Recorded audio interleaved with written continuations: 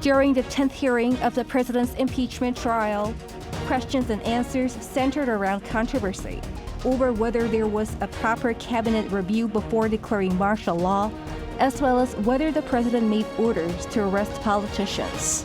In the morning, President Yoon attended the first pre-trial hearing of the criminal case against him.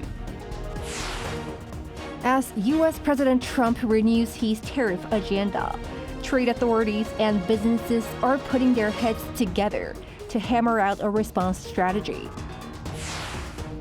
Amid a global AI race centered around ChatGPT and DeepSeek, the authorities unveil a blueprint that aims to create an elite task force to develop a top-class large language model. It's February 20th, 8 p.m. in Seoul. This is Newscenter.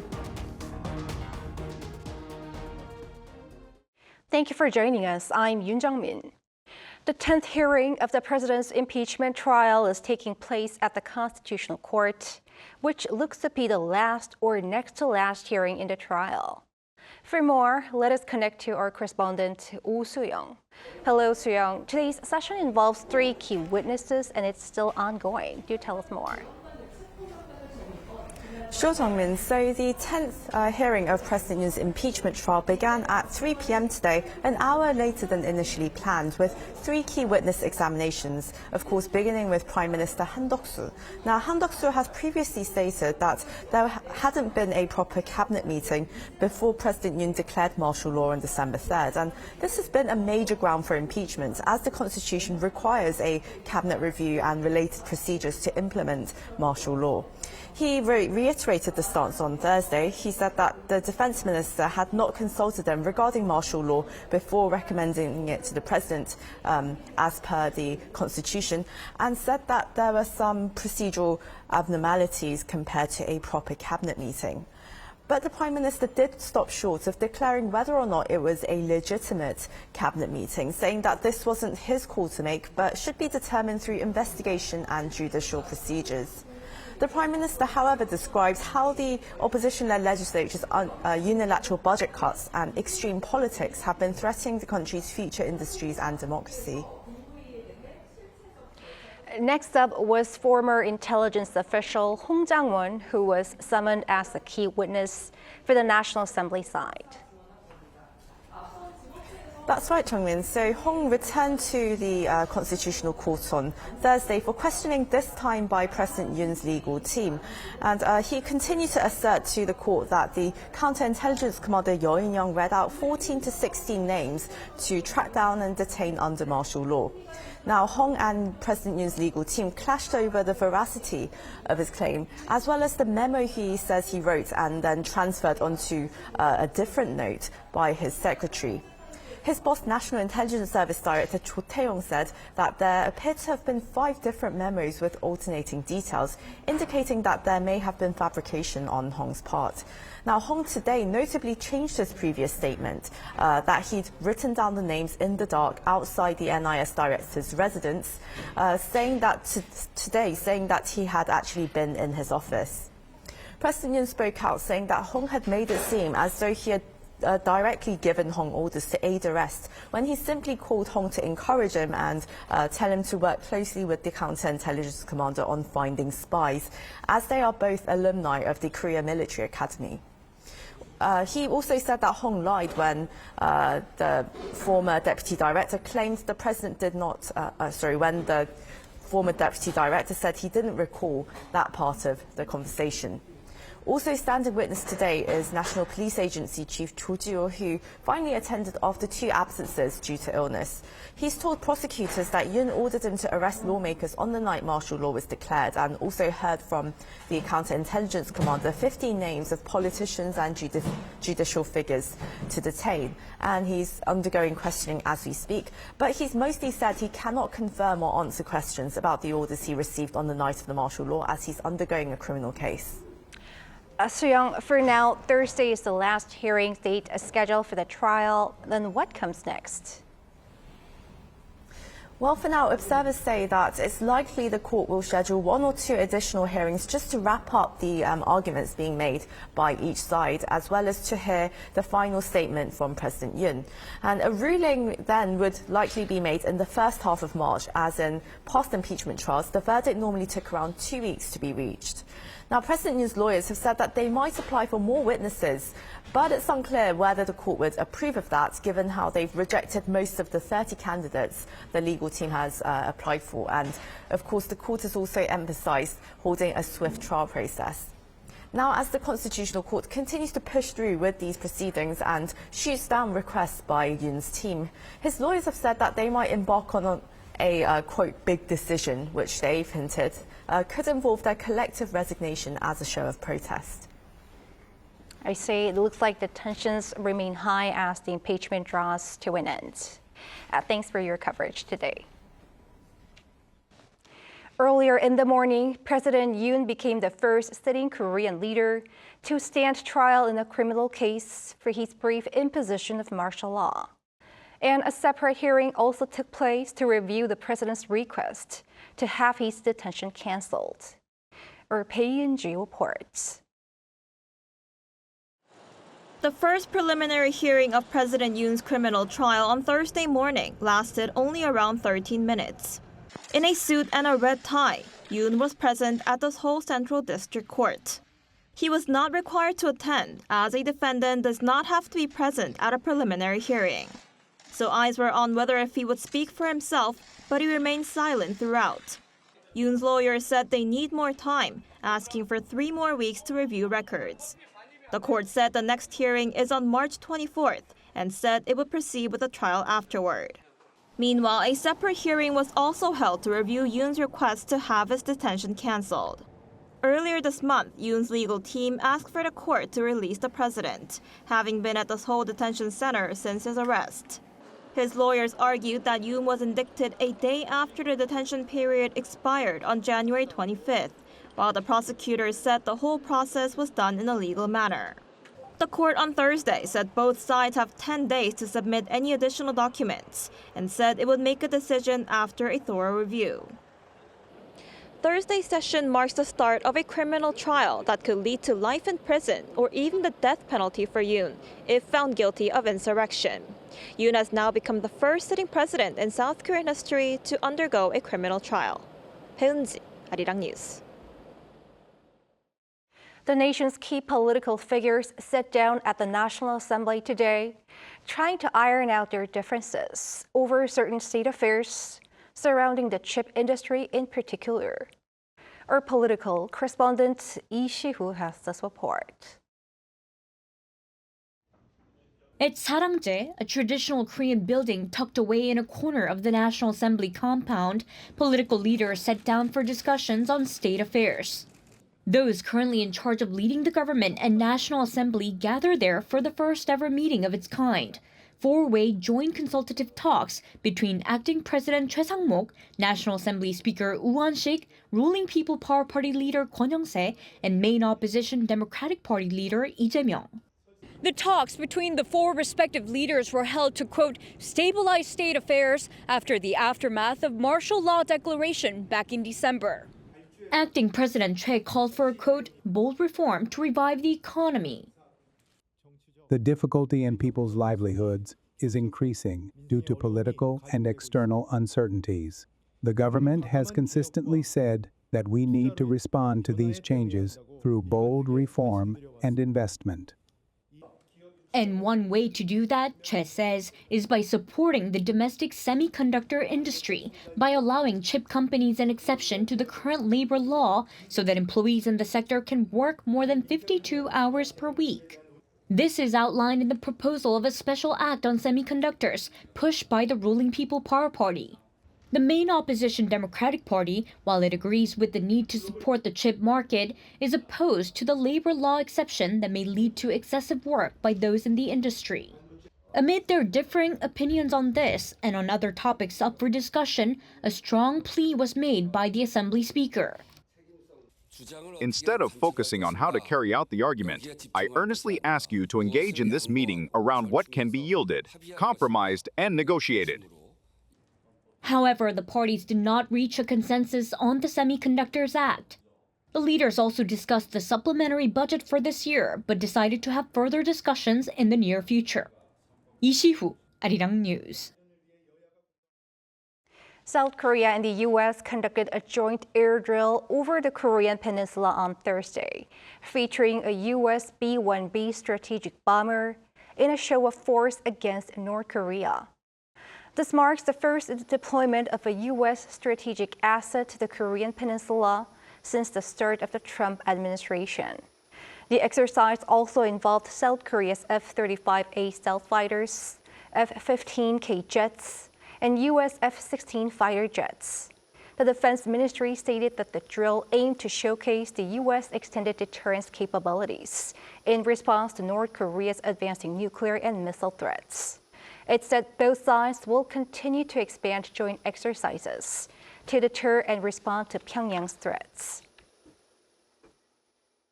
Korean trade officials are sitting down with corporate heavyweights for talks on ways to navigate U.S. tariffs, following Trump's most recent remarks about announcing 25% tariffs on cars, chips, and pharmaceuticals entering the American market. Kim Jong-sil tells us more. U.S. President Donald Trump is fast-tracking his plans, revealing that new tariffs will be announced sooner than the originally planned April timeline. I'm going to be announcing tariffs on cars and semiconductors and chips and pharmaceuticals probably, and some other things over the next month or sooner. In response to the latest trade measures by the U.S., South Korea is intensifying efforts to protect key industries. On Thursday, the Ministry of Trade held a high-level meeting with senior officials from 9 major companies, including Samsung, Hyundai, and LG, to discuss how to handle the looming tariffs.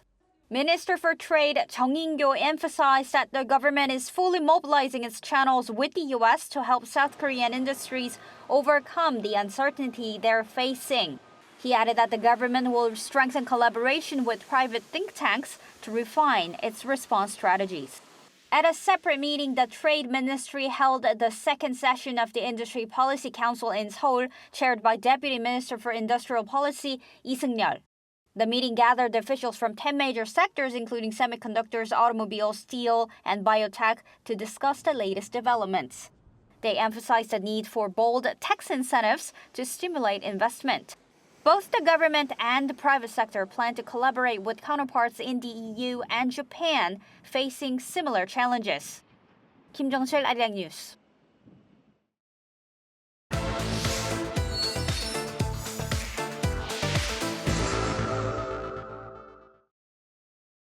The Trump administration's tariff plans are now raising concerns for Korea's chip industry, at a time when the sector also deals with China's rapid technological advancements. For more on this, we have our trade correspondent, Lee Soo-jin, in the studio. Soo-jin, tell us about the threats that Korea's chip industry is facing. Sure, so a little over a week ago, Trump imposed tariffs on steel and aluminum. This marked the first item-specific tariffs of his second term. And this week, he announced plans to impose tariffs of around 25% on auto imports, pharmaceuticals, as well as semiconductors. Here's what he said. I've been contacted by some of the biggest companies in the world, and we'll be announcing various very large companies, the biggest actually, and they'll be coming back having to do with chips. Shifting global dynamics are expected to significantly impact the nation's economy, as semiconductors are its top export. In 2024, chips accounted for 20.8% of Korea's total exports, the highest share among all sectors. In the area of semiconductor market, 2 to 4% tariff rate makes a significant impact on the market. For now, we are talking about 25% of tariffs on semiconductors, which means a lot of impact on the semiconductor market generally and on the Korean exporters particularly. The tariff threats come as China's CXMT challenges Korea's dominance in memory chips with the successful production of high-performance DRAMs like DDR5 and HBM, both key components for AI and server applications. How is the local chip industry planning to navigate these challenges? Well, Korea's chip industry is known for its innovation efforts. And it's these efforts that have led it to play a key role in the semiconductor supply chain. So let's take a look at what these efforts look like, starting with none other than Samsung Electronics. Semiconductors are essential to AI development. Important future developments include bonding technology that builds layers through chipsets and reducing resistance in the back end. Samsung Electronics and SK Hynix in the third quarter last year had combined market share of a whopping 75.5% in the memory chip sector. But it's not just large conglomerates that are rapidly advancing their technologies. We have developed a technology that makes materials like Teflon bond well with metals, which was difficult before. This breakthrough is important because it helps create a better foundation for circuit boards. Yet another local company is supplying big-name firms like SK Hynix and Samsung Electronics with ultrasonic non-destructive testing equipment that scans chips for defects. Our technology inspects semiconductors before mass production. As we locally produce all our technology, this will also help us avoid tariff-related issues. The company also plans to further incorporate AI technology as it aims to take part in supply chains overseas as well. What are measures that are being carried out? Right, so we're seeing measures being carried out across various government sectors. We saw a report earlier in this newscast about how the officials from the Trade Ministry are holding talks with representatives from major companies and think tanks to come up with response strategies. And the Nat'l Assembly Strategy and Finance Committee earlier this week also passed an amendment to the so-called K-CHIPS Act, aiming to provide greater tax incentives for the semiconductor industry. The amendment increases the tax credit rate for facility investments by chip companies by 5 percentage points, from the current 15% to 20% for large and mid-sized companies and 25 to 30% for small businesses. And according to an expert, here's what else the government can do. So the key is to try to keep Korean exporters alive until the tariffs are removed, and try to engage with third markets, deepen FTA relationships with European Union and Canada, deepen relationship with Southeast Asia, and as an option, perhaps keep trying to deepen relationship with China as well, since if the U.S. market is not available, then the next largest market is China. Well, we'll be following this issue. Thanks for the report. Thank you for having me.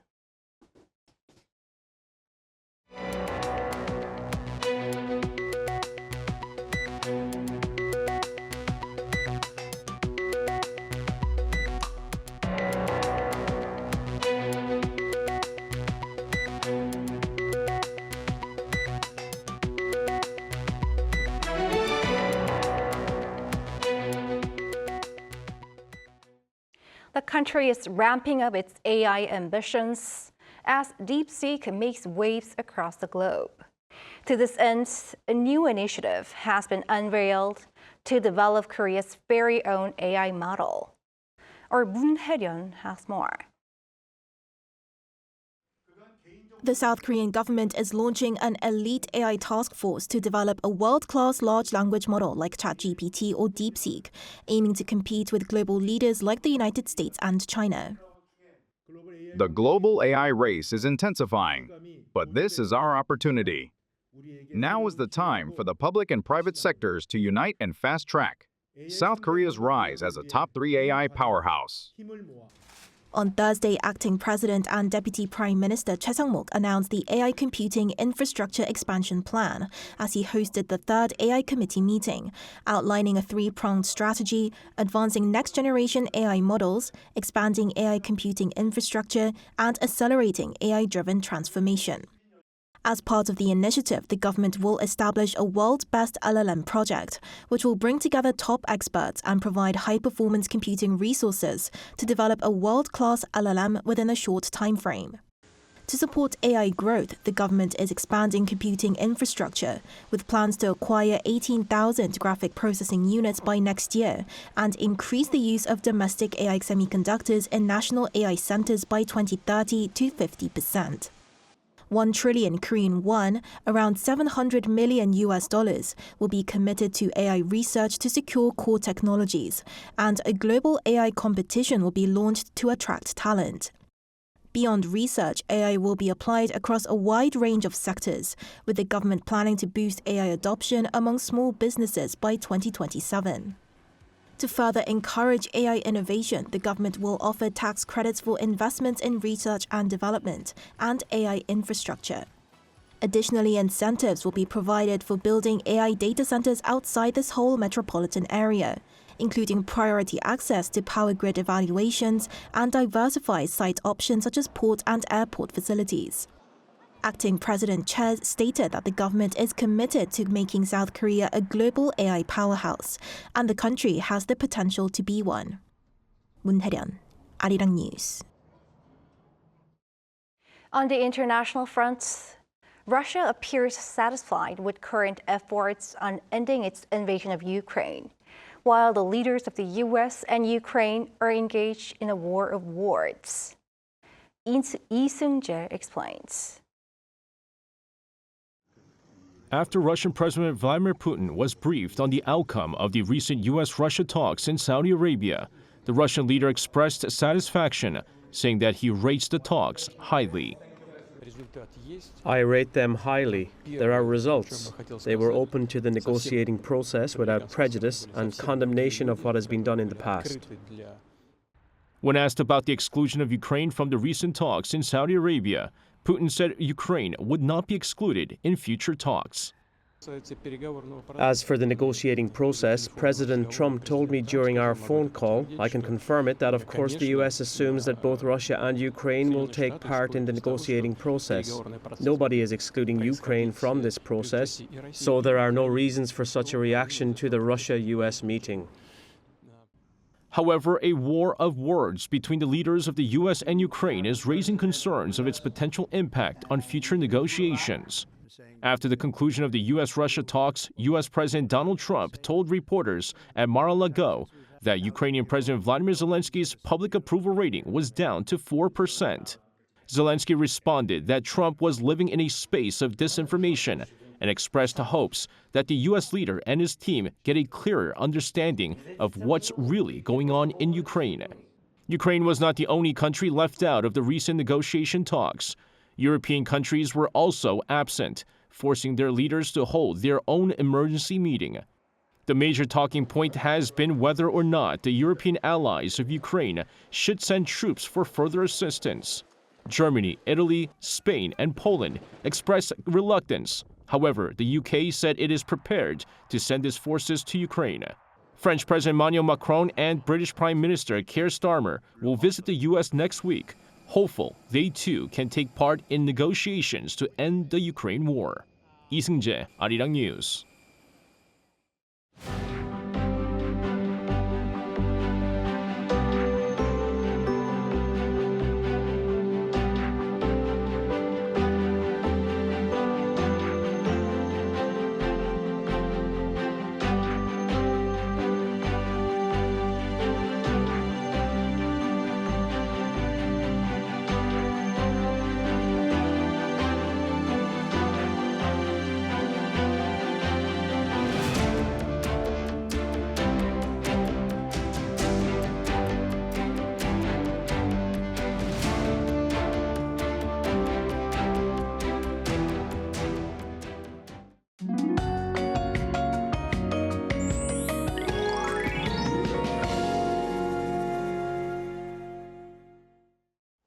The temperature has been dropping as the cold accumulates from the beginning of the week. Seoul recorded -7 degrees Celsius this morning, and with gusty winds everywhere, the temperature has felt like it is below freezing all day nationwide. With cold wave warnings and advisories across the country, the morning temperature will plummet to -7 degrees Celsius, about 4 degrees lower than the average. Meanwhile, the area is getting drier day by day. Dry weather warnings have been extended further with strong winds of around 15 meters per second all over the country. Please be careful not to cause wildfires. Tomorrow morning will stay freezing across the country with Chuncheon at minus 11 degrees. Highs will move up to 2 degrees in Seoul and 5 degrees in Daegu, Gyeongju, and Jeju. This frigid cold will ease off from early next week. That's all for Korea. Here are the weather conditions around the world.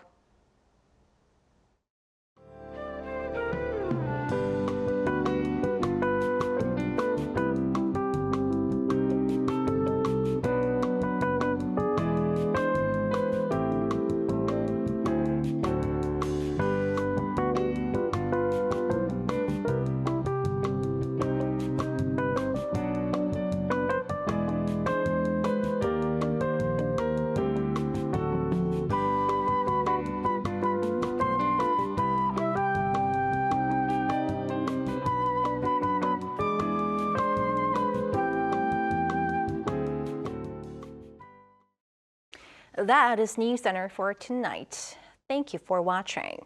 A panel session up next.